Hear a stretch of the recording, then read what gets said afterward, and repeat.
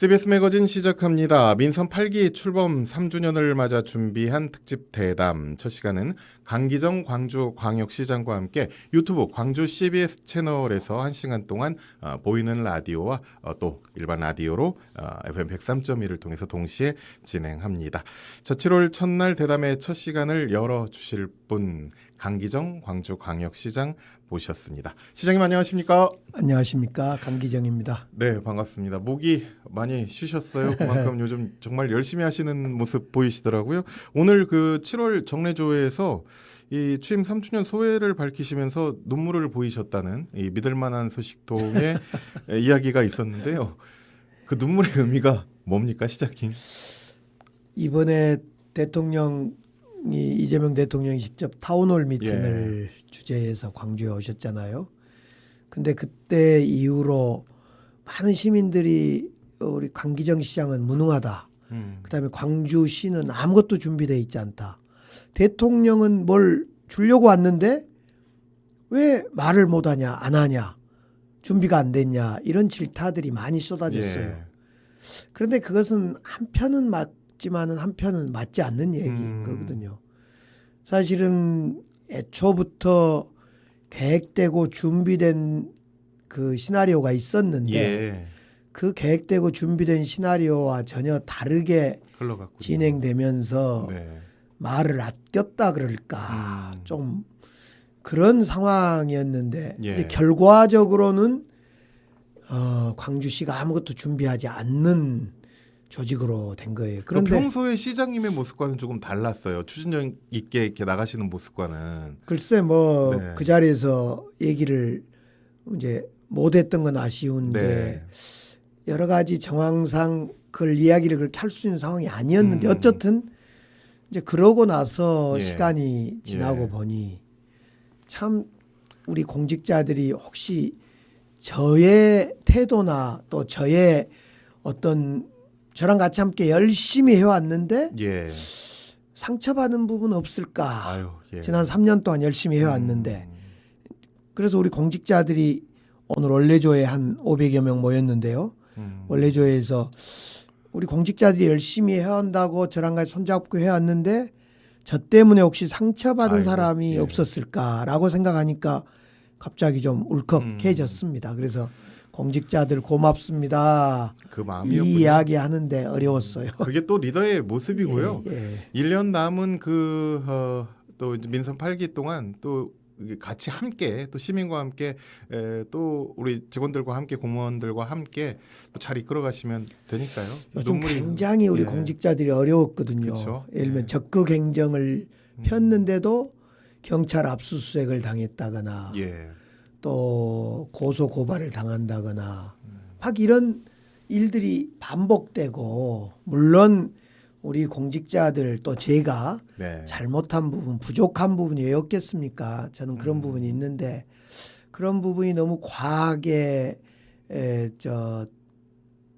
시민들이 정말 좀 사랑으로 좀 감싸줄 법도 하는데 그런 거 없이 그런 것이 매우 아프고 또 아쉽기도 하고 그래서 이제 저는 우리 시청 공직자들을 3주년 돼서 좀 격려하고 위로해야 될 그런 상황이었고 특히나 지난번 대통령 타운홀 미팅 같은 경우가 이제 제가 부족한 것도 있지요. 분명히 부족한 거 있는데 우리 공직자들 입장 또 제 입장에서 볼 때 참 아쉬운 부분이 많아서 이제 그런 것들을 오늘 좀 3주년 됐으니까 공감하고 털자 이런 자리였습니다.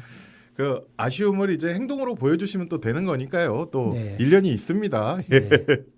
그도 그럴 것이 지하철 2호선이라든지 호남고속도로 확장 문제라든지 계속해서 이제 추진하고 있었던 과정에서 조금 이제 미뤄지고 이런 부분들도 있고 여러 가지 문제가 잘 나가던 광주시 좀 제동이 걸린 것 같아서 좀 오히려 이제 새로운 정부에서 그것들을 다 마무리를 해 가야 되는데 그런 또 아쉬움의 눈물도 있지 않았을까라는 생각이 듭니다.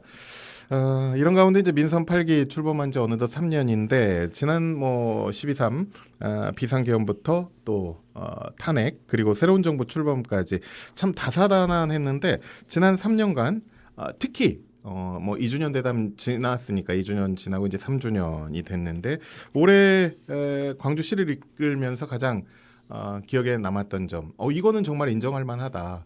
아니면 좀 이제 반해서 아쉬웠던 점을 좀 꼽아 보신다면요. 제가 3년 지금 시장 임무를 수행하고 있는데요. 첫 해는 가뭄 때문에 정말 힘들었어요. 가뭄, 동복된 가뭄. 예. 둘째 해는 윤석열 정부에서 지방 재정을 많이 깎았죠. 많이 깎았어요. 예. 그래서 재정 때문에 어려웠어요. 3년째는 이제 계엄과 탄핵 때문에 뭐 전 국민이 어려웠죠. 사실. 예. 사실은 되돌아보면 3년 내내 이런 어떤 위기, 어려움을 이겨내온 어떤 보릿고개를 넘는 그런 심정이었달까? 그런 심정으로 지난 3년을 겪고 왔는데 그런 속에서도 우리 광주광역시는 우리 공직자들하고 제가 진짜 반짝반짝 창의적인 일들을 많이 왔어요. 네. 예를 들면 올해 조기 대선이 시작되자마자 우리는 재빨리 광주의 공약을 준비하고 정리하기 시작해서 이재명 후보 공약, 우리 광주 공약 30개를 제안했는데 예. 23개가 반영됐어요. 와, 그렇군요. 그중에는 잘 알다시피 AI 부분. 모빌리티 또 뭐 여러 가지 군공항 이전 네. 등 30개를 제안했는데 23개를 이재명 후보가 직접 공약으로 발표해 주는 이런 쾌거를 이루어서 예. 사실은 우리 광주시는 잘 되고 있었거든요. 그럼요. 잘 나가고 있고 이제 우리 이재명 정부와 함께 정말 광주가 한번 날아보자, 날자 이런 이제 기운찬 준비를 해오고 있고 네. 요즘 그렇게 질타를 받을 정도가 아닌 매우 차곡차곡 잘 준비가 되어 왔지요. 예. 그런 성과가 많이 있었고 지금 가장 큰 또 타운홀 미팅에서 얘기 못했던 것 중에 하나가 AI 사업 중에 AI 2단계 사업 6천억 예.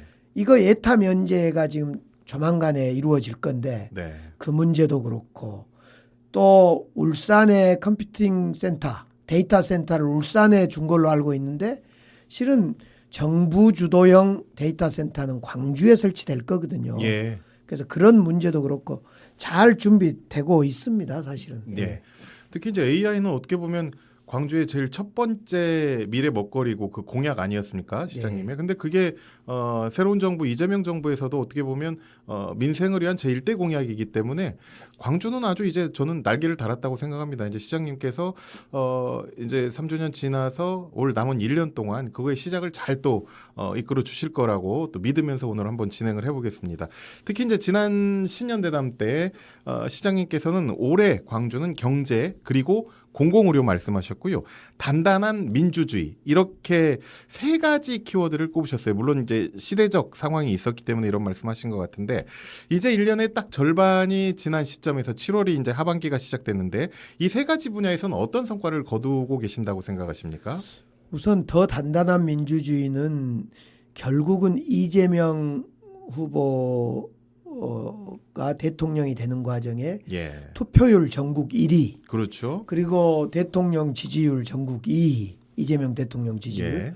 결국 이런 걸 통해서 새로운 정부를 광주가 정말 주도적으로 선도적으로 이루어냈다. 예. 그래서 이제는 이재명 대통령이 이재명 정부가 더 단단한 민주주의를 위해서 헌법 개정을 통해서 5.18 정신을 헌법에 넣는 거라든가 이런 걸 해야 된다고 봅니다. 네. 그래서 더 단단한 민주주의는 이 선거와 탄핵과 계엄 과정에 우리 광주 시민이 잘 이뤘다. 그렇죠. 이렇게 보여지고요. 예. 두 번째 공공의료 부분 시민들이 정말 필요한 건강을 지키는 것. 이것은 저는 자랑스럽게 어린이 심야 어린이 공공병원 잘하고 있는 사업이죠. 세 군데가 예. 지정돼서 네. 어린이를 둔 부모님들이나 우리 할아버지 할머니들은 정말 좋아합니다. 그래서 예. 광주에 세 군데를 지정을 받았고요. 네. 또 소위 응급실 뺑뺑이에 대해서도 저희들이 응급의료 플랫폼을 만들어서 뺑뺑이가 이루어지지 않도록 조치를 취했고요. 예. 또 보건소의 기능을 확대해서 원스톱 통합 건강센터도 만들어내고 이런 걸 통해서 공공의료, 네. 공공의 역할을 키워내는 역할을 우리가 차곡차곡 해왔습니다. 통합돌봄, 통합돌봄은 최고죠. 예. 그러니까 통합돌봄, 공공심해 어린이병원 이런 걸 통해서 공공 의료 역할을 키웠고요. 예. 결국 이제 남는 것은 골목 경제를 활성화하는 건데 저희들이 이제 가장 광주 시민이 좋아하는 광주 상생카드 이걸 저희들이 열심히 하고 있습니다. 열심히 하고 있고 또 자영업자 소상공인들이 제일 어려운 것이 배달료, 배달 수수료 이것 때문에 밥 10,000원짜리 하나 팔면 뭐 3,000-4,000 원은 배달료와 배달 수수료로 나간다고 그러지 않습니까? 그래서 공공 배달 앱 지원 사업 이런 것도 잘 되고 있더라고요. 해내고 있습니다. 이번 정부에서 15만 원에서 50만 원씩 그 쿠폰도 발행하고 소비 쿠폰도 발행하지 않습니까? 이 15만 원에서 50만 원씩을 우리 이재명 대통령께서 비상경제 TF를 만들어서 이걸 결정해서 추경으로 지금 다루고 있습니다. 근데 이 우리 시민들이 15만 원에서 50만 원씩 받는 속에서는 우리 광주시가 1,000억을 만들어서 매칭을 해줘야 됩니다. 아, 그렇군요. 그래서 1,000억을 만들어서 매칭하면 15만 원에서 50만 원씩을 받게 되는데 그 돈이 역시 우리 골목 경제를 살리는데 도움될 거라고 생각해서 이 공공의료도 저는 그 만족도가 아직 여러 가지 부족하더라도 아직 잘하고 문제도 있다고 해결이 보고 안 됐기 때문에 그럼에도 불구하고 더 좋은 단단한 민주주의도 잘하고 있다고 생각하고 이제 골목 경제 활성화 문제 이것만 더 애를 쓰고 있습니다. 계속해서 신경 쓰고 또 소비 쿠폰 발행을 통해서 지역 경제가 더 회복될 수 있도록 앞으로 남은 1년 동안 더 노력하겠다라는 말씀이신데요. 한편 이제 얼마 전에 기자회견을 통해서 이 도시철도 2호선 공사 제가 처음 부분에도 좀 아픈 부분을 지적을 했는데 이 지연되는 것과 관련해서 솔직하게 사과의 말씀을 하신 것도 상당히 인상 깊었습니다.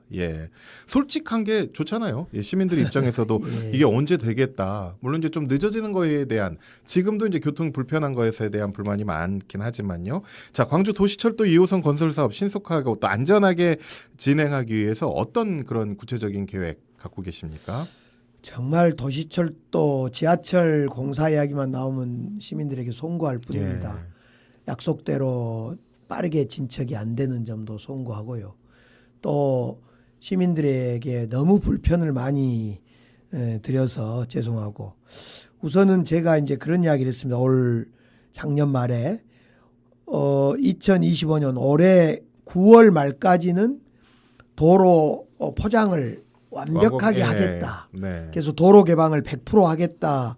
이렇게 9월 말까지 하겠다고 약속을 드렸는데 그걸 지킬 수 없고 12월 말까지 좀 수년될 것 같습니다. 왜 그랬냐면 지하 터파기 공사를 하다 보니까 거대한 난반이 어마어마하게 나와서 예측할 수가 없는 부분이에요. 그 지점 때문에 지하철 공사가 좀 늦어져서 지금 저도 버스를 타거나 승용차를 타고 지나가 보면 너무 길이 울퉁불퉁한데 그 점에 대해서는 시민 여러분께 조금만 더 양해 말씀드리고 12월 말까지는 어떠한 일이 있더라도 올해가 가기 전에는 전체를 정말 전혀 그 이상 없도록 잘 하겠다 이렇게 말씀을 좀 드리고 싶습니다. 이게 도시철도 2호선 공사가 좀 늦어진 부분은 있지만 광주남 통합돌봄의 안착이라든지 이런 것 모두 포함해서 민선 3기 3주년을 맞아서 자체 평가를 해보신다면 그래도 그 빗불 A 학점 주시겠습니까? 점수는 이제 시민들이 주는 건데 복합 쇼핑몰도 8월이면 착공을 하게 될 것 같고요.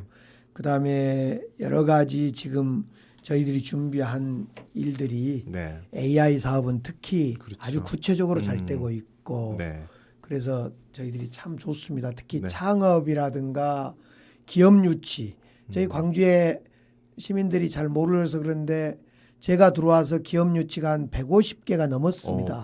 물론 여기서 말한 기업은 AI, 반도체 이런 문화 관련 기업 이런 겁니다.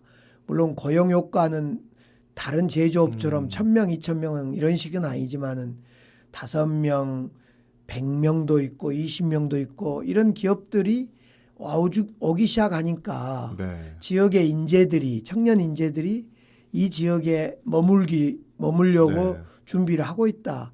또 실제로 채용도 되고 있다. 네. 이런 말씀 좀 드립니다. 저도 이제 집이 그 대촌 쪽이에요. 예. 가다 보면은 이 대촌 그 첨단 산단 쪽에도 계속해서 들어서고 있더라고요. 이게 에너지 기업들이. 예. 예, 상당히 반갑더라고요. 예. 이제 뭐 새로운 정부도 들어섰고 이제 말씀하신 그런 사업들이 착착 진행이 되고 있으니까 광주에 이런 그 굵직한 사업들에도 이제 청신호가 켜지는 거 아닌가 이런 기대가 큽니다. 최근 이게 새 정부에서 추가 경전 예산안을 확정을 했는데요. 광주의 핵심 현안 잘 담겨 있죠. 네, 무엇보다도 이제 지하철 예산도 좀 담았고요. 예. 특히 저희가 이제 AI 2단계 6천억 사업을 담으려다가 그것은 국무회의에 예타 면제 의결이 선행돼야 된다. 그래서 그것은 7, 8월로 다음 예산으로 미루고 대신 첨단 3지구에 가면 국가 AI 데이터 센터도 지금 운영하고 있습니다만은 그 옆에 드라이빙 시뮬레이터라 그래서 국내는 유일하게 하나 있는 그러니까 모빌리티 자율주행차 실증 랩 도구입니다. 네. 그와 관련 예산도 이번에 추경에 담겼고 그래서 저희들이 AI와 모빌리티와 관련된 지하철과 관련된 이런 예산들을 이번에 잘 담았습니다. 네.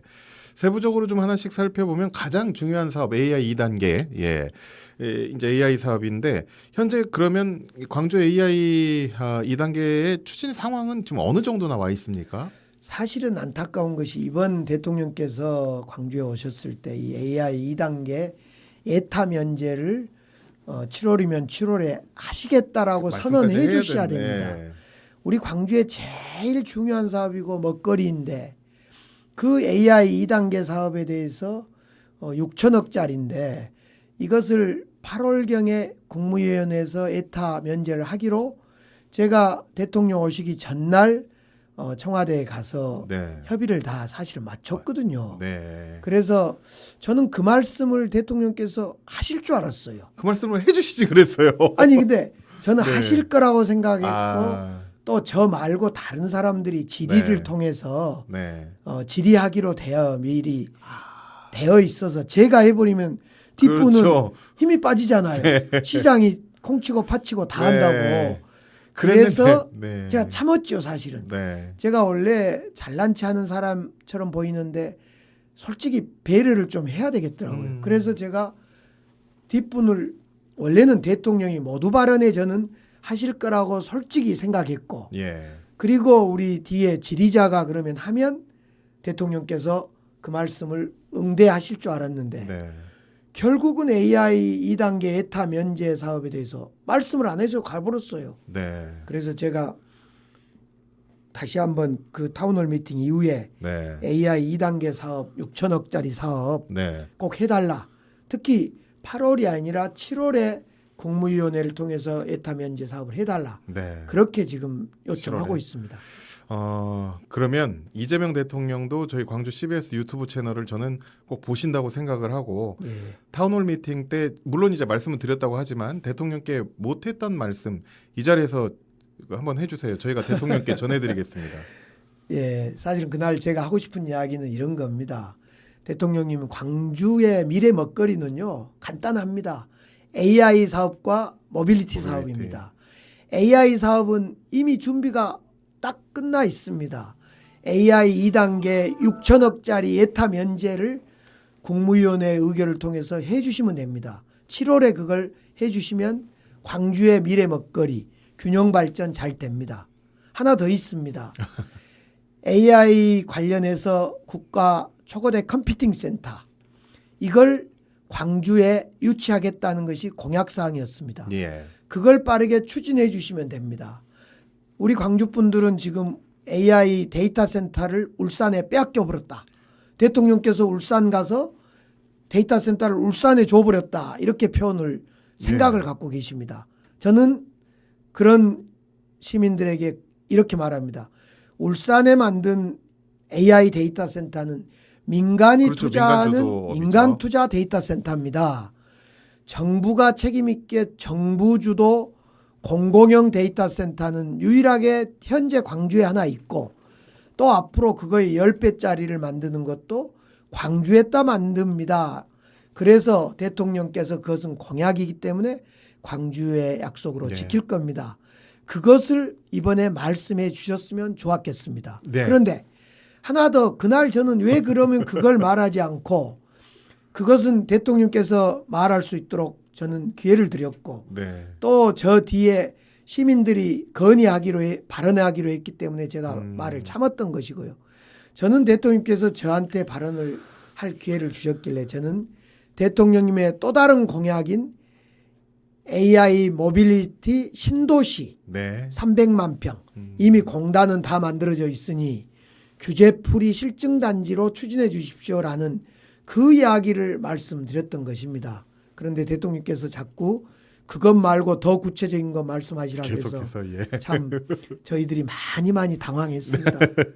타운홀 미팅 때 상당히 당황스럽고 아쉬웠던 점이 많으신 것 같아요. 계속 그 말씀하시면서 대통령께도 이렇게 또 말씀을 전하셨으니까 저희도 잘 또 그 광주 시민의 뜻이기도 하니까요. 잘 또 전하겠습니다.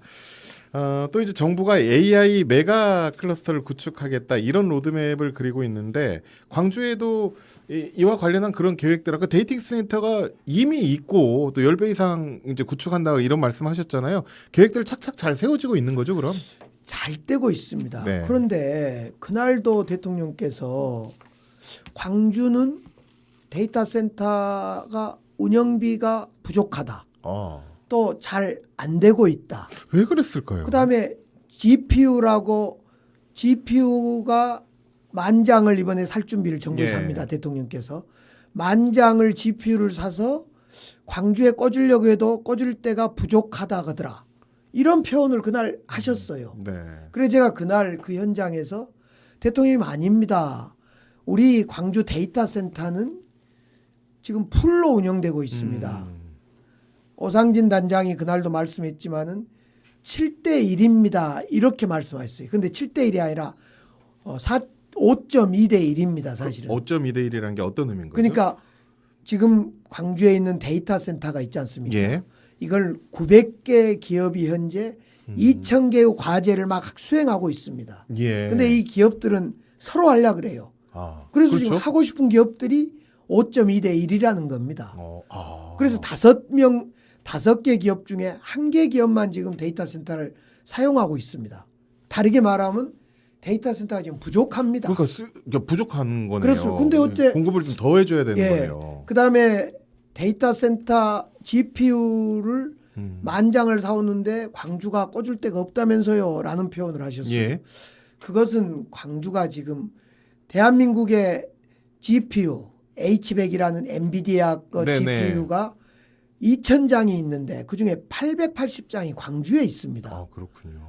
그래서 저는 이제 그날 그런 이야기를 하죠. 아닙니다, 대통령님.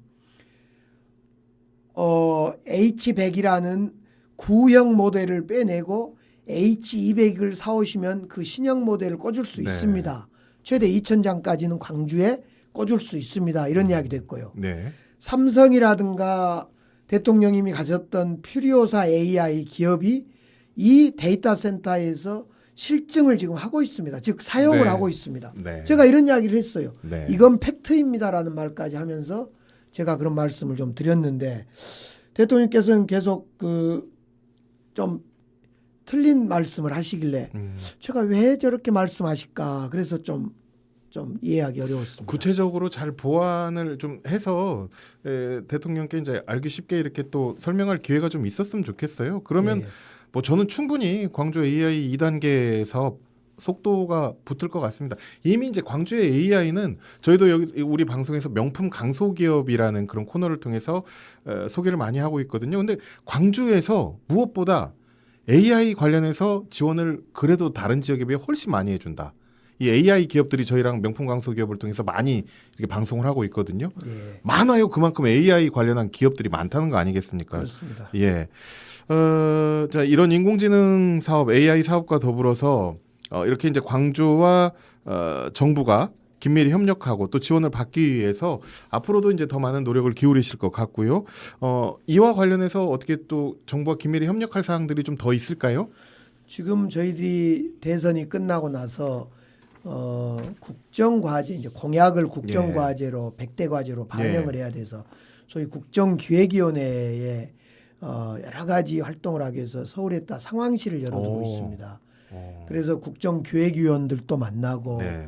또 정부 관계자들도 만나서 우리 공약 앞서 말씀드린 23개의 공약을 국정과제 100대 과제로 반영시키는 노력을 합니다. AI도 있고 아까 신도시도 있고 여러 가지 그런 노력을 위해서 노력하고 있고요. 네. 지금 정부의 장관 그다음에 정부의 대통령실 수석이라든가 비서실장, 정책실장 많은 분들이 지금 발표돼서 임명이 안 됐습니까? 예. 내정이 안 됐습니까? 예. 그런데 우리 광주와 인연 맺는 분들이 너무너무 많습니다.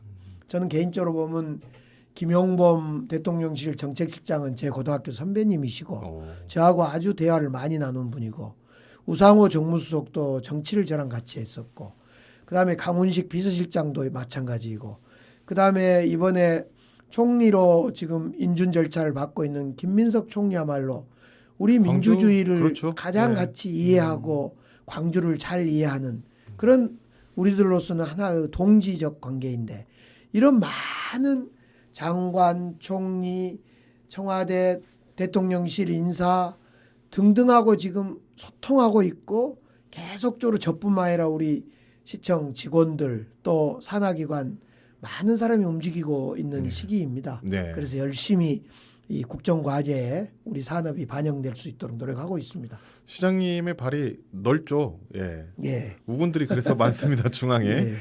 이걸 또 잘 활용하셔서 또 시민이 좀 더 잘 사는 시민이 행복한 그런 광주 시정이 됐으면 좋겠습니다. 한편 또 요즘 많은 분들이 주목하는 이슈 가운데 하나가 바로 이제 광주가 꿀잼 도시가 된다는 겁니다. 대형 복합 쇼핑몰이 거의 2개가 동시에 이제 착공에 들어가는데 북구엔 더 현대 광주 또 터미널 인근엔 신세계의 이제 터미널 복합화 사업이 계속해서 진행 중인데요. 실제 이제 조성 전까지 좀 세심하게 살펴볼 부분이 많습니다. 가장 문제가 되는 것, 이 복합 쇼핑몰이 들어서는 건 좋은데 교통 대책입니다. 이와 관련해서 시에서 또 어떤 계획 갖고 있을까요? 예, 저 복합 쇼핑몰 전남방직 일신방직에 들어서면 결국은 이제 올 8월 말 9월 초쯤에 이제 착공을 하게 될 것입니다. 그래서 27년에 완공을 목표로 하고 있는데요. 결국 이제 신세계 백화점도 올해 안에 이제 사전 협상을 마치고 이제 구체적인 계획에 돌입할 건데 결국은 교통 문제여서 일단은 광천 상무선 지하철 뚫는 문제. 네. 우리 시 돈 안 들어가고 정부 돈과 신세계와 현대 그 투자자들 돈을 가지고 지하철을 만들겠다. 네. 지금 이런 계획으로 정부하고 협의하고 있습니다. 네. 뿐만 아니라 BRT 백운동에서 광주 공고까지 BRT를 뚫는 문제도 지금 정부와 열심히 협의하고 있습니다. 그래서 교통 문제는 결국은 정부하고 협의해서 우리 광주시에 막히지 않는 교통을 이루기 위해서 노력하고 있는 중입니다. 네. 근데 이제 지난번에 문인 복구청장은 그것만으로는 그때 바로 할 수가 없다. 그래서 실질적으로 이제 대자보 도시, 대중교통 자전거 보행 도시를 지향하는 것만으로는 좀 안 된다. 이런 말씀을 하시더라고요. 그래서 뭐 도로를 좀 확장해야 된다든가 이런 말씀하시던데. 이제 복구청장이 제안을 했던 것들은 수용할 것은 다 수용했고요. 네. 안 되는 것은 안 되는 걸로 했습니다. 예를 들면 안 되는 것 중에 이런 겁니다. 자전거 길 걷는 길을 좀 줄이고 차도를 넓히자. 예. 또 복합 쇼핑몰 주변에 주차장을 만들자. 그쵸? 지금 현재 주차장도 이제 새로 복합 쇼핑몰 건설되면 거기 주차면이 넓습니다만은 더 좀 넓히자 뭐 이런 취지의 그 요구였는데요. 그렇게 해서는 안 될 것 같아요. 그래서 지금 할 수 있는 것은 하되 반영할 건 다 반영했고 그렇게 했습니다. 그럼 이제 대자보 도시 광주 대중교통 자전거 보행 이 대자보 도시 광주와 이런 새로운 교통 대책이 잘 공생할 수 있을까요? 그걸 생각하고 염두에 두시고 하시는 거죠? 그렇습니다. 예. 아무래도 이제 대자보 도시가 가능하려면 대중교통의 기본 인프라, 버스, 지하철, 트램 이런 대중 자전거 도로, 걷는 길 이런 대중교통의 인프라가 깔려야만 대자보 도시가 성공하는데 현재 광주시는 지하철 1호선 하나 있고 버스 1000대 운행하고 있고 도로와 자전거 길은 뭐 곳곳이 막히거나 그렇죠. 불편해 있고 이러기 때문에 지금 당장 대자보 도시를 실현하기는 어려울 겁니다. 네. 그걸 목표로 해서 인프라 구축하고 지하철 2호선, 광천 상무선, BRT 여러 가지 네.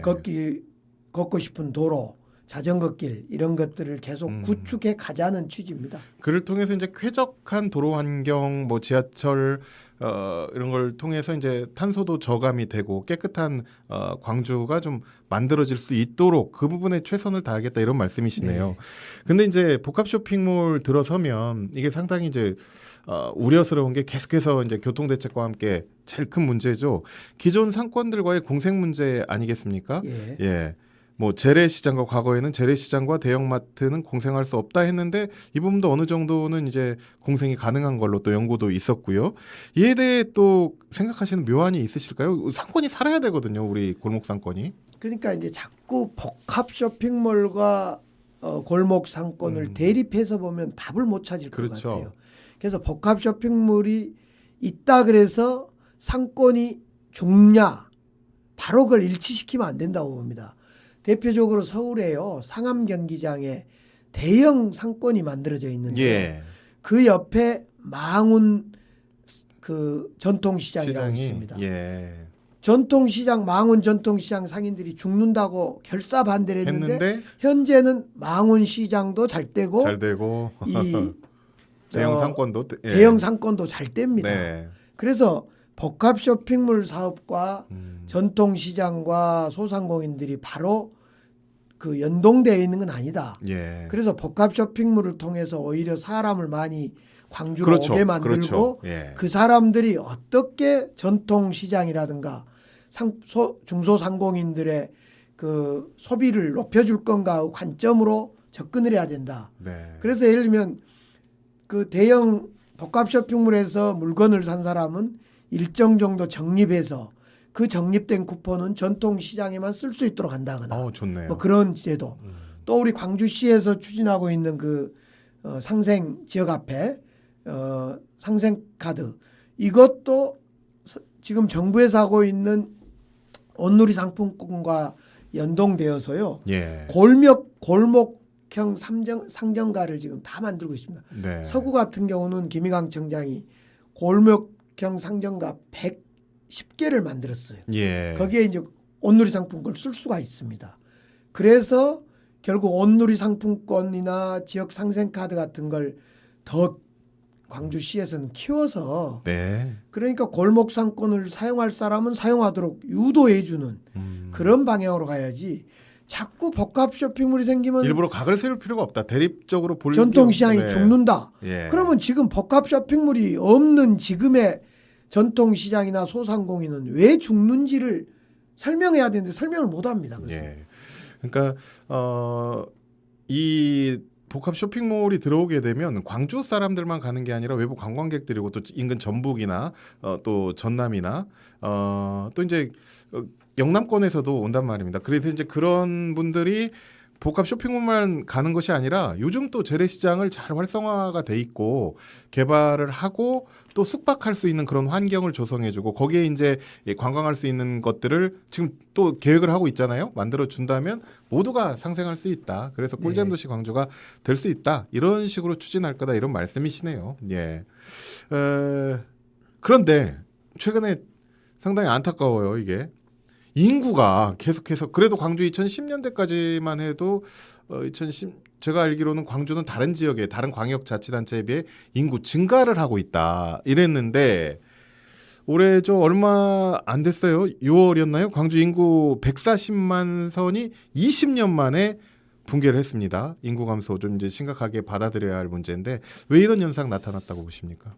광주시 인구뿐만 아니라 지방 인구가 2014년부터 계속 네. 줄어들었어요. 네. 제가 무덤 모양이다 그랬는데 한때 광주시도 이렇게 오를 때가 올랐죠. 있었습니다. 예. 이 오를 때는 왜 올랐냐면 전남에서 많이 왔죠. 들어왔어요. 예. 전남 도민들이 많이 광주로 왔을 때. 그러다가 지금 무덤으로 올라가다가 밑으로 내려오는 2014년부터 내려와서 네. 140만이 무너졌습니다. 이걸 두고 이제 정치적으로 광주 시장이 잘못해서 무너졌다. 이렇게 이제 해버리면 답이 없습니다. 이건 네, 해결할 답이 없어요. 그건 아닌 것 제가 뭐 같아요. 책임을 안 네. 지려고 그런 게 아니라 네.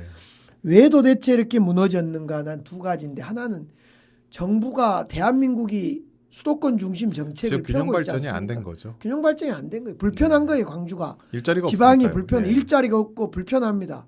이거 광주 현상만이 아니라 대전 이남은 다 대전도 그래요. 빠져나간 거 네. 아닙니까? 네. 그래서 부산이나 이런 데 더 근본적으로 심하죠, 뭐. 근본적으로 대통령이 큰 결심을 해서 네. 지방을 살리는 그래서 지방을 살리는 정책을 펴주셔야 되겠다. 두 번째로 올해 특별히 광주가 사람들이 많이 빠져나가는 맞아요. 경우 빠져나갔어요. 예. 한 6천 명, 네. 1, 2, 3월에 한 6천 명이 빠져나갔는데요. 제가 원인을 좀 분석했어요. 2,600명은 수도권으로 빠져나갔어요. 항상 2,600명은 그건 일자리를 작년에도 위해서 뭐 1, 2, 3월에 네. 그렇게 빠져나갔어요. 근데 문제는 1,600명이 전남으로 빠져나갔어요. 선거. 매년 예. 1, 2, 3월에 체크를 해보면 1, 2, 3월에 들어오고 나가는 사람이 전남 쪽으로 하고 비교해보면 200명이 결국은 플러스 마이너스 들어오는 쪽이었거든요. 네. 근데 올해는 200명이 들어온 게 아니라 1,600명이 플러스 마이너스 나가버렸어요. 왜 나갔냐? 광주 주변에 싼 집을 찾아서 입주한다고 나갔어요. 담양, 장성, 나주 광주와 가까운 곳으로 가까운 갔군요, 곳에 위성. 이사를 가더라는 거예요. 아. 그래서 이걸 어떻게 그러면 이건 막을 수 있거나 또는 대체 정책이 뭘까? 이제 이런 고민을 저희들은 하고 있습니다. 그래서 인구가 140만이 붕괴되고 그 원인을 찾는 것도 중요한데 어떻게 그걸 막아낼 건가? 예. 결론은 뭐 좋은 일자리를 지역에 그렇죠. 만들어내면 오지 말아게도 다 오지 않겠습니까? 결국 이 좋은 일자리를 만드는 방법, 광주 같으면 AI 산업을 계속 일으키고 말씀하시네요. 모빌리티 산업을 잘 만드는 것 네. 그것이라고 봅니다. 광주는 뭐 교육이나 통합 돌봄 이런 거는 잘 돼 있기 때문에 네. 청년이 충분히 일자리만 있다면 돌아오는 도시 아예 어린 시절부터 뭐 작년까지 노년까지 광주에서 보낼 수 있을 거라고 생각합니다. 그렇기 때문에 새로운 정부에서 자 시장님도 계속해서 말씀하십니다. 저도 광주 시민의 한 사람으로서 계속 말씀드리고 싶은 게 AI 또 미래차 모빌리티 광주의 이 미래 아니 현재 먹거리 미래 먹거리를 위해서 많은 그 공약들을 꼭 좀 지켜주셨으면 하는 그런 바람이 있습니다. 뭐 청년 인구 유출을 막는 것만큼 중요한 게 바로 아이 키우기 좋은 도시를 만드는 것 아닐까 싶습니다. 제가 방금 전에도 얘기했는데 특히 올해 초 이제 신년 대담하시면서 인색하지 않은 저출생 지원을 하겠다. 실은 이게 이제 광역시는 좀 힘든 부분이 있거든요. 인구가 많으면 많을수록 예산이 많이 들어가기 때문에 네. 또 이제 광주에 6만 명의 아기 울음이 들리는 그런 꿈을 제가 말씀하셔서 상당히 웃었던 기억이 있어요. 관련해서 혹시 주목할 만한 성과 있었을까요? 일단 현금 지원을 이제 가장 바라고 있습니다. 예. 그런데 현금 지원도 중요합니다만은 일할 수 있고 가정을 양립하는 아이도 키우고 일할 수 있는 일가정 양립 정책이 중요하다고 봅니다. 네. 그것 중에 우리 광주가 자랑하는 것이 앞서 말씀드렸듯이 공공심야 어린이병원 운영하는 거. 네. 그다음에 초등학교 학부모들이 직장에 나갈 때 10시까지 1시간 늦게 나갈 수 있는 그래서 1시간 늦게 나가면 그 비용을 우리 시에서 지원하는 이런 정책 또 손자녀 돌보미 지원 사업 이런 것 임산부 가사들을 임산부들의 가사를 돌보는 지원 사업 네. 이런 일하면서 동시에 가정을 꾸릴 수 있는 일가정 양립 정책 그렇죠. 이런 거 광주에서 사실은 많이 하고 있습니다. 그 해당된 임산부라든가 부모들은 그걸 잘 알고 있습니다. 근데 네. 이제 일반적으로는 돈을 얼마 주냐만 가지고 그렇죠. 알게 되죠. 그런데 저희들은 이제 200만 원에다가 50만 원을 추가로 주겠다 이렇게 해서 그 첫 아이를 낳으면 250만 원을 네. 줍니다. 물론 250만 원이 다 광주시 돈이 아니라 정부의 돈입니다. 네. 어떤 시민들께서 하나를 알아주셔야 될 것이 어떤 혜택이 재정적 혜택이나 어떤 혜택이 오게 되면 아까 제가 말씀 안 드렸습니까? 이번에 15만 원에서 50만 원의 소비 쿠폰이 오면 그 안에는 시돈도 들려 있습니다. 시의 재정도 들어가 있습니다. 네. 그 소비 쿠폰 13조 됩니까? 그것 중에는 광주시 1,000억도 들어있다는 것 네. 잊지 말아 주십시오. 네. 자, 뭐 통합돌봄은 뭐 광주를 배우고자 하는 분들이 그런 지자체들이 많습니다. 그렇기 때문에 광주가 좀 더 이 부분에 잘 또 유지를 해주시고 더욱 또 발전시킬 수 있는 방법. 가령 예를 들어서 뭐 시장님께서 말씀 안 해주셨지만 이 아이를 이제 병원 데려다주는 그런 또 서비스도 네. 하고 있습니다. 다른 지역에서는 뭐 생각하지 못한 그런 세세한 부분까지 광주에서 하는 모습은 계속해서 예산이 좀 더 들더라도 나아가야 할 방향, 꼭 현금성 지원이 아니더라도 이런 부분 계속해서 좀 강력하게 좀 추진을 해주셨으면 좋겠고요. 좀 뭐 안타까운 이야기를 좀 드리자면 최근에 이제 광주 시내버스 파업이 다른 지역은 뭐 하루 만에 끝나기도 하고 아니면 뭐 유보를 한다거나 이랬었는데 이게 거의 2주 동안 계속해서 이제 줄다리기 하다가 협상이 종료가 됐습니다. 이 관련해 떠오른 문제가 시내버스나 도시가스, 도시철도 등 공공 요금 인상에 대한 그런 압박이거든요. 결국 요금이 오르는 건 아닐까 시민들은 뭐 걱정을 하고 있습니다. 그리고 너무 안 올랐다 이렇게 말씀하시는 분들도 있긴 해요. 예, 요금 오를까요? 올 하반기 내년에. 제가 버스 파업을 두고 참 네. 행정을 쉽게 하는 방법은 있습니다. 버스 요금 인상. 그 임금 인상 해달라 하면 해주면 끝입니다. 네. 근데 그걸 그렇게 하다 보면 다 나중에 미래 세대들이 시민들이 우리의 그렇죠. 후세대들이 시민들 부담이고 네. 그래서 적정하게 어떻게 인상할 거냐를 가지고 늘 고민하다 보니까 파업도 일어나고 또 버스가 운행이 중단되고 이런 불편함이 일어나게 된 것 같습니다. 예. 그런 점에 대해서는 좀 넓은 그 이해와 양해의 말씀을 드리고 싶고요. 광주가 1,250원 현금 기준으로 제일 쌉니다. 전국에서 버스 거의 요금이. 가장 싸더라고요. 전국 저렴하죠? 17개 시도가 다 예. 1,500원 그리고 한 군데는 1,550원입니다. 예. 버스 요금을 100원만 올리면 1년에 재정 수입이 100억이 됩니다. 버스 요금 100원에 100억이 들어옵니다. 그러면 다른 지역에 비해서 지금 우리 광주는 200원 정도, 아니 250원 정도 지금 싸니까 지금 한 250억 정도 예산이 지금 재정에 안 들어오고 있습니다. 네. 부족합니다. 250억 재정이 들어올 수만 있다면 저 임금 인상도 해줄 수도 있고 버스의 질을 더 개선할 예. 수도 있고 그럴 수 있을 거라고 생각됩니다. 그래서 이번 버스 파업을 종료하면서 제가 버스 그 노조하고 함께 그렇게 이야기했습니다. 우리 이제 이번에 3% 인상해 줬거든요. 예, 그렇죠. 전국에 아무데도 인상 안 해줬는데 광주만 3% 인상했습니다. 왜냐하면 막 인상하라고 시의회에서도 저를 종용하고 막 그래서 다른 지역에 비해 솔직히 이제 임금도 조금은 낮기는 낮았잖아요. 합니다. 예. 임금은 낮긴 한데 네. 전체적으로 버스 요금도 낮고 임금도 낮고 낮고. 그래서 그걸 근본적으로 해결해 보자. 네.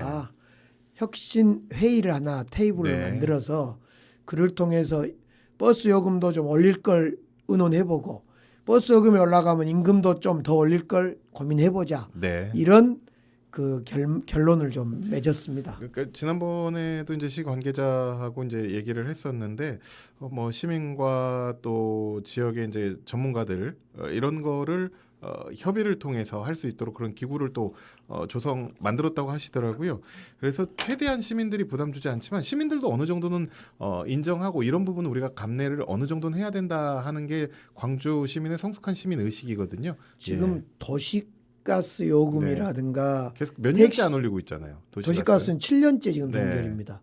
택시 요금 작년에 네. 1,000원 올렸는데 그래도 제일 전국에 싸다는 거예요. 어. 그래 택시 요금, 도시가스 요금, 그다음에 이 버스 요금, 지하철 도시철도, 요금 예. 이런 거에 대해서는 정말 올려야 된다는 요구는 많은데 제가 대중 공공 요금이어서 억제하고 있는데 예. 자꾸 억제하는 저의 편을 들지 않고 자꾸 올려도 좋다라고 시민들의 의견을 내시니까 함께 좀 의논해 보자 지금 그렇게 하고 있습니다. 예. 어느 정도 시민과 또 종사자들 또 시가 잘 또 협의를 해서 이 부분은 좀 슬기롭게 풀어 나가야 한다. 시민들이 부담 주지 않는 선에서 이런 생각이 들고요. 자, 최근 뜨거운 광주 이슈 하나를 또 짚어보면 역시 타운홀 미팅 때 이 문제가 또 뜨거운 감자였는데 바로 군공항 문제, 무한으로의 이전, 그러니까 통합 이전 문제입니다. 얼마 전 이재명 대통령이 말씀드린 대로 타운홀 미팅에서 국가가 직접 이 태스크포스를 구성해서 적극 개입하겠다 이런 의지도 드러냈는데 그럼 TF에서 구체적으로 어떤 논의가 오가야 한다고 생각하십니까? 이제 군공항 이전하는데 얼마나 드는지 비용 추계도 좀 해야 되고요. 예. 이전하는 지역에 무안이라면 무안의 소음 측 피해 분석도 좀 해야 되고 또 무안에 어느 정도 지원해야 될지 그것도 좀 정해야 될 거고 그런 일들을 하고 또 미군 시설도 이전해야 되거든요. 지금 공항에 미군 시설도 있으니까 미군 시설은 정부가 할 건지 우리 광주시에서 해줄 건지 이런 문제도 좀 의논해서 결국 이런 점에 대해서 TF에서 논의돼야 될 것입니다. 예.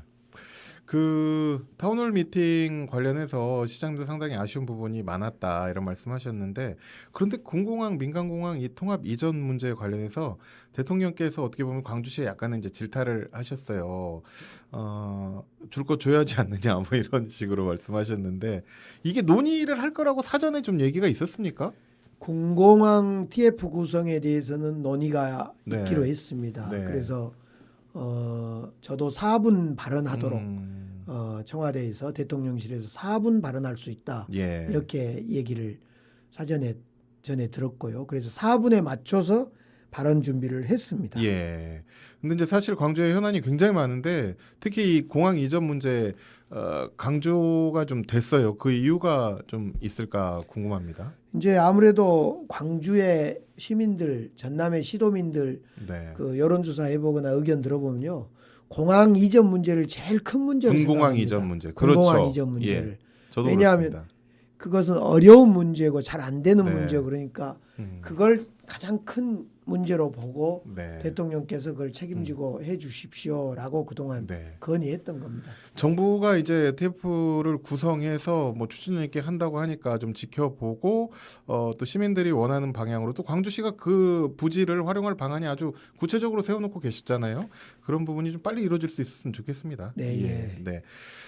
지금 방송이 녹화로 진행이 되고 있습니다. 오늘 이제 방송 나갈 때쯤엔 호남고속도로 시민 토론회 현장에 계실 것 같은데 혹시 여기서 이제 광주에서는 전에 국비로 이 고속도로가 이 정말 출퇴근길 호남고속도로 이 부분이 너무 밀리는 게 저도 이용을 해봤기 때문에 사실인데. 광주에서는 이게 전에 국비로 해야 한다. 왜냐하면 계속해서 이제 공사를 할 동안 비용이 늘어나는 부분이 많기 때문에 천문학적으로 계속 늘어나기 때문에 이런 입장이고 지난번에 정준호 의원이 나와서 국비 80, 광주시에서 20 정도까지는 한번 해보겠다 이런 말씀을 했었거든요. 그런데 이제 고속도로 확장하는데 정부에서 최근 예산 전액이 삭감이 됐습니다. 이게 광주시에서 이제 반영이 안 됐기 때문에. 이와 관련해서 또 시장님이 하실 말씀이 있을 것 같아요. 오늘 어차피 토론회에서 얘기가 나오겠지만 이 고속도로 예산이요, 지금 현재 8천억인데 예.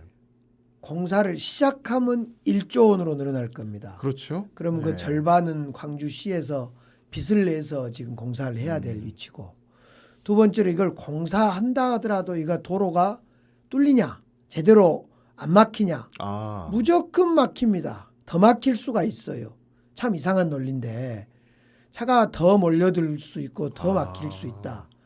특히 여기에 8천억, 현재 기준으로 8천억 중에 절반인 4천억은 이 방음 터널 만든 데 들어갑니다. 예. 그러면 이렇게 많은 예산을 들여서 과연 크게 개선되지도 않는 고속도로 확장 사업을 해야 되냐? 시장님은 이제 확장 사업 자체에 대한 좀 더 깊이 생각을 해봐야 그렇습니다. 된다 이런 입장이시군요. 또 이 사업을 하다 보면 무능지구 어치 중심으로 좋은 그 맹문로길이라고 녹지가 있습니다. 네. 1.5km 녹지가 사라져 버립니다. 또 이 공사를 하면 지금 지하철 공사 생각해 보십시오. 지금 이 고속도로 공사하면 5년 계획인데 한 7년 동안 온통 이제 공사장 때문에 이제 어려움이 막히게 될 겁니다. 그래서 저는 개인적으로 이 고속도로 해서는 안 된다고 생각합니다. 그렇군요. 그러나 제가 아무리 그렇게 생각하던다 하더라도 국회에서 해야 된다, 또 뭐 시의회에서 해야 된다, 또 시민들이 해야 된다라고 하면 어떻겠습니까? 그래서 오늘 네. 그런 토론회가 시민에게 듣는다, 호남 고속도로 확장할 거냐 말 거냐. 만약 여기서 하겠다라고 하면 그 당장 제가 이제 국회에서 삭감된 예산 살려낼 겁니다. 그건 내기 어렵지 않습니다. 예. 그건 뭐 제가 책임지고 예산 삭감한 거 살려내고 하겠다고 결심하면 오늘 의견 들어서 네. 최종 시민들과 많은 의회나 많은 분들이 하겠다라고 하면 살려내면 추진하겠다. 됩니다. 네. 그렇습니다. 예. 네. 그러니까 토론회에서 시장님의 생각은 이렇지만 시민들이 또 그렇게 얘기를 한다면 또 예산을 살려내고 추진하겠다. 실은 솔직히 많이 불편하거든요. 정말 많이 막힙니다. 아니 근데 전국에서 거의 꼽히더라고요. 손꼽히더라고요. 이 출퇴근 시간이 네, 막힙니다. 네, 그렇죠. 출퇴근 시간에. 근데 네. 그 길이 과연 확장된다고 해서 안 막히냐? 저는 그거 보장 안 됩니다. 예를 들면 네. 가장 막힐 때요. 네. 막힐 때와 공사를 해서 안 막힐 때의 차이가 6분 30초랍니다. 아, 그렇군요. 그러니까 공사를 많은 차이는 나지 않네요. 1조 원을 들여서 공사를 했다 하더라도 6분 30초가 빨라지거나 늦어지는 거니까 네.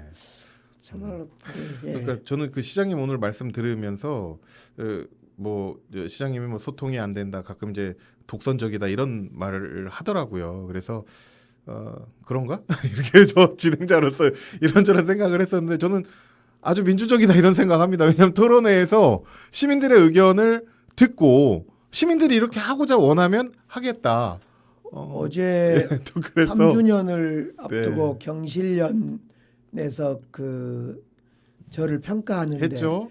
뭐 불통, 요란, 뭐 소통 안 된 사람, 오늘 하실 말씀 다 하고 온갖 가십시오. 예. 뭐 온갖 하고 싶은 이야기를 멋대로 딱지를 붙였길래 야 저런 얘기도 귀담아 드려야 되겠다라고 언제든 생각했습니다. 경실련 사무처장 한번 모셔서 같이 말씀을 한번 나누실 기회를 드려야 될 것 한번 같습니다. 얘기했으면 좋겠어요. 오주섭 네. 사무처장인가요? 예, 오주섭 오주섭 처장이죠. 사무처장인데 뭔 편견을 가지고 있어요. 저는 그렇게 봅니다. 예. 오주섭 사무처장은 저한테 불통 뭐 또 뭐 이렇게 이야기하던데 편견을 가지고 있지 않으면 어떻게 저렇게 아니 뭐, 오주섭 처장도 시장님께 광주 시정을 위해서 노력하시니까 하실 말씀이 있겠죠. 그러니까 언제 한번 진짜 시간이 되시면 전화로라도 두 분 좀 모셔서 이야기를 나눌 수 있는 그런 기회가 있었으면 좋겠습니다. 한번 끝장 토론을 할 수 끝장 있도록 토론. 해주세요. 예, 저희 김지희 PD가 지금 적고 예. 있습니다. 자, 마지막으로 자 금호타이어 문제 정말 너무 아쉽습니다. 저 안타깝고 시장님도 좀 저 힘들어하시는 부분 가운데 이 부분이 또 터져가지고 그럴 텐데 대형 화재가 발생을 했어요. 그런데 어떻게 보면 이제 금호타이어가 지금 바로 그 공장을 돌릴 수 없는 현실이기 때문에 이전 계획이 있던 그 한평에 빅그린 산단 부지죠. 예, 일단 계약은 한 걸로 알고 있는데 한평으로 이전을 하면 전폭적으로 지원하겠다 이렇게 밝히셨어요. 이게 어떤 이야기입니까? 지금 이제 현재 공장이 화재에 불이 네. 타서 거기에서 다시 짓는 것보다 한평으로 이전하는 것이 좋겠다는 생각이에요. 근데 빨리 지어야 되는데 그렇잖아요. 예, 금호타이어에서 아직 아직 결정 못 이전하겠다라는 내리죠. 결론을 못 내린 네. 것 같아요.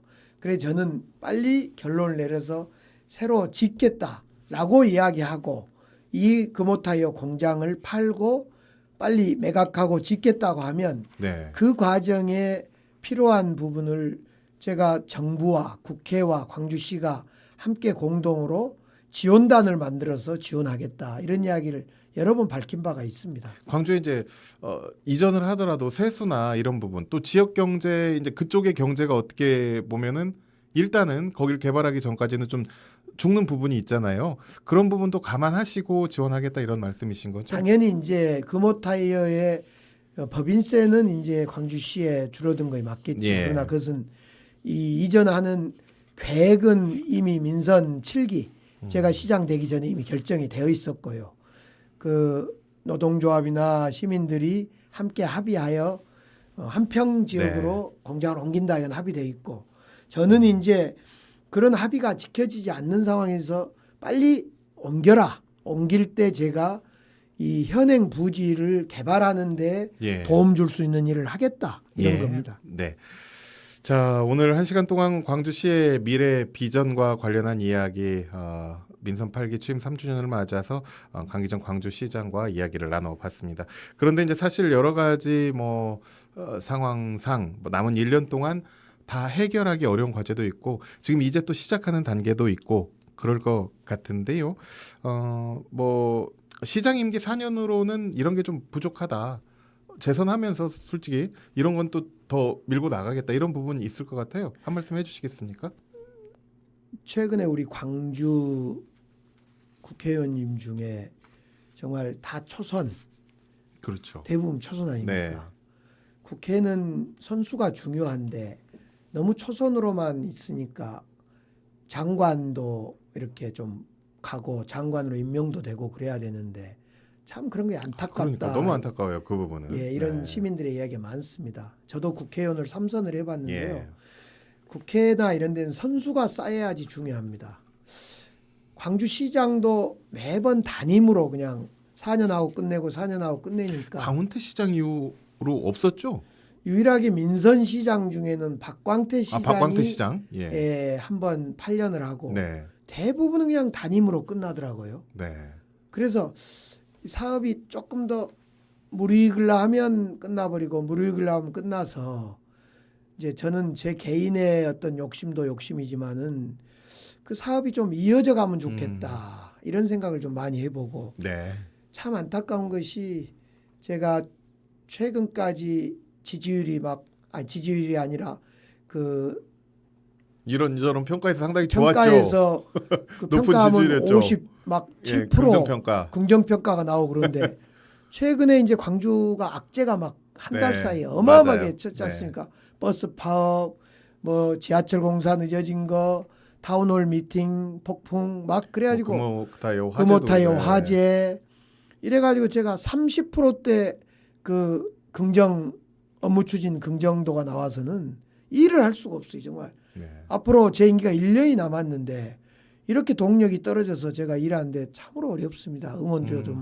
응원도 좀 해주시고 제가 잘 해보겠습니다. 예. 시장님을 아시는 많은 분들이 이런 말 하시더라고요. 겉바속촉이다. 겉은 바삭하고 추진력 있게 하는 거 카리스마도 있어 보이는데 속은 촉촉하고 눈물도 많고 시민들 많이 생각한다 이런 말씀 하시더라고요. 그러니까 일을 좀 하려고 한다. 재선할 수 있도록 여러분 많이 도와주셔라. 어떻게 이런 말씀으로도 좀 들립니다. 그런데 이제 나는 더 노력하겠다. 열심히 하겠다. 또 이런 말씀으로도 들리는데 끝으로 민선 8기 남은 공약들 또 충실하게 이행하기 위해서 그럼 어떤 노력을 기울이실 건지 우리 광주 시민과 청취자 여러분께 한 말씀 해주시고 인사드리겠습니다. 네, 감사합니다. 오랜 시간 저의 이 말씀 들어주셔서 감사하고요. 제가 3년 동안 일해 보니까 제가 열심히 하면 다 될 줄 알았는데 결국은 제가 10걸음 가는 것보다 중요한 것은 공직자들이 여러 명이 한꺼번에 한 걸음을 가는 것이 중요하다. 그래서 제가 공직자들하고 더 원팀이 되기로 했습니다. 오늘 원내조회를 통해서 공직자들하고 우리 잘해보자. 그동안 강기정 시장이 잘못했던 거 미안하기도 하고 또 여러분들 힘들게 했던 거 미안하고 고맙다 이런 이야기를 하면서 새 출발 다짐도 오늘 해봤습니다. 시민 여러분께서 좀 더 믿어주시면 더 열심히 해보겠습니다. 네, 광주 시민으로서 더 행복한 광주시를 위해 광주시정을 저도 함께 응원하겠습니다. 시장님 오늘 귀한 시간 내주셔서 고맙습니다. 감사합니다. 네, 민선 8기 3주년 릴레이 특집 대담 오늘은 첫 순서로 강기정 광주시장과 함께했습니다. 7월 1일 화요일 함께한 CBS 매거진 오늘 순서도 여기서 인사드립니다. 지금까지 프로듀서 김지희, 작가 정효은, 기술 김사무엘, 진행의 정정섭이었습니다. 함께해 주신 여러분 고맙습니다.